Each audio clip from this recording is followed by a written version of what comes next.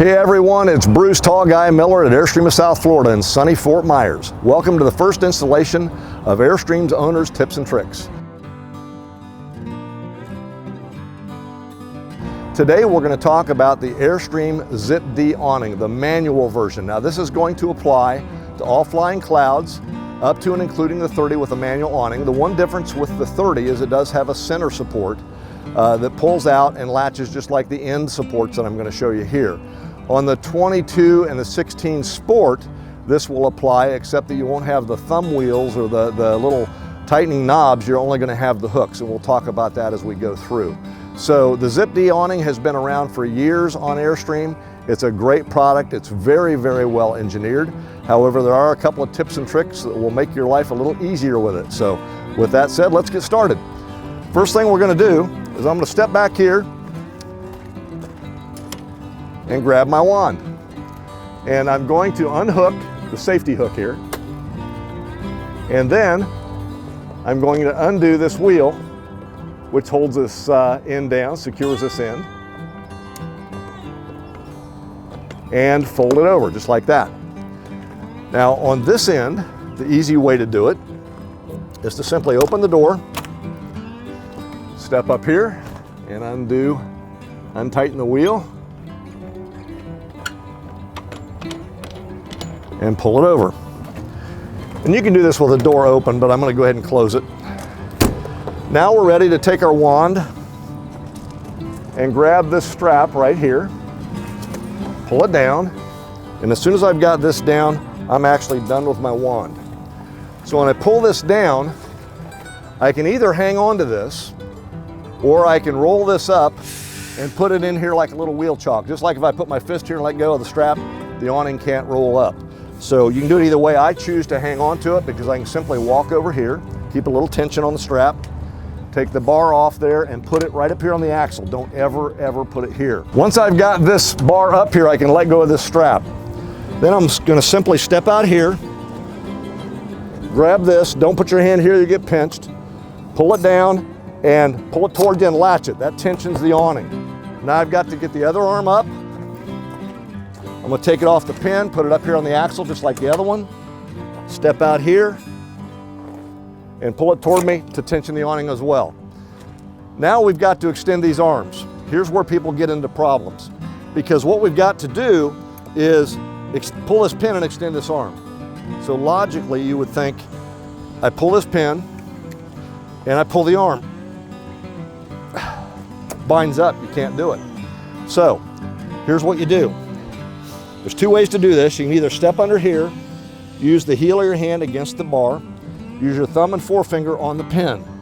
Pull the pin, put your other hand here under the roller, and as I pull that pin, I can now let that float and go where it needs to be so it doesn't bind up, and then just lift it up till it latches. I'm going to do the other end here real quick.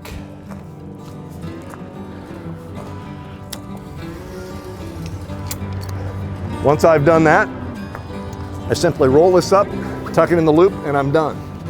Now, I mentioned another way to do this right here. For taller folks, like me, you can see I'm a little cramped under here. I choose to do it from out here. And I use my thumb against the bar and two fingers to pull the pin. So same thing, I've got my other hand under the roller, and you can see I'm pulling the pin and pushing on the bar with my thumb so I can allow it to relax, and just push it up until it latches. Same thing, I'm just not all bent over underneath. Now you never want to have this up in heavy rains, high winds, or storms of any kind. Don't take any chances with it. I don't care what the forecast is. If you're leaving, you're going to bed, put your awning away. It's not uncommon. You've heard stories about people who went and left their awning up, it broke loose, it flailed around in the wind, and did thousands of dollars worth of damage to their Airstream. It's not just the awning you're going to have to replace. So there you have it. Roll this up, tuck this away, and we're done. If you're going to have this up in a rain, by the way, you can have it up in a light rain. You want to sit out here and drink coffee and enjoy the rain, you can do that. But you should lower one end so that water won't pool on the awning. And that's what I'll do right here. I'll simply lower this end, and you can leave it like that. And that's how you set up the Zip D awning. So you've seen this put the Zip D awning up. Let's put it away now. And it's going to be the exact reverse process, but let's run through it real quick. First off, I'm going to pull the strap down here just so I have it when I need it. Now I'm going to lower these.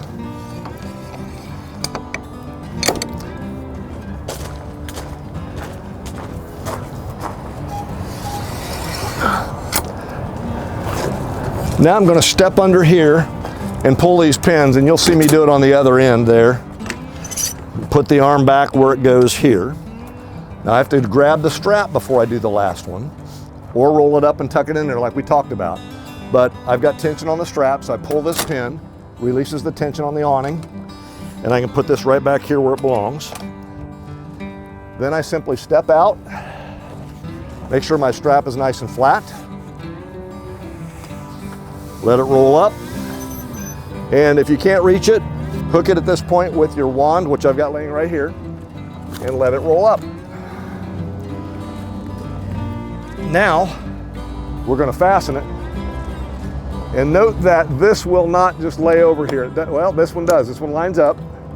So I'm going to just turn this around, and it's easier to do this if you stay toward the rear of the trailer because you're pulling it into the slot instead of pushing it out as you tighten it. Once you get it going, you can just kind of spin around with it. And these don't have to be tight. They just have to have a little tension on them. And that one is good. The front one, again, the easy way to do it is simply walk up the steps, and see, that will not line up. This has to be pushed in. You can see these two aren't lined up, so simply push on your thumb with your thumb like that, and then it'll line right up. Again, not overly tight, just snug. Then we simply come back here. Again, we're going to push, not pull on this hook. As we come around, you've got a hook on the end of this rod for a reason, so you can pull on it and make that line up. And there you have it. That's how to set up and put away your Zip D awning on an Airstream Sport Flying Cloud. Again, the Sports have the hooks, not the wheels on the ends. The Flying Cloud 30 has a center support that comes out just like these side supports that I latched here. And then of course the Classics and a couple of others have power awnings. This does not apply. So thanks for joining us for Airstream Owners Tips and Tricks. My name is Bruce Tall Guy Miller. Give me a call anytime.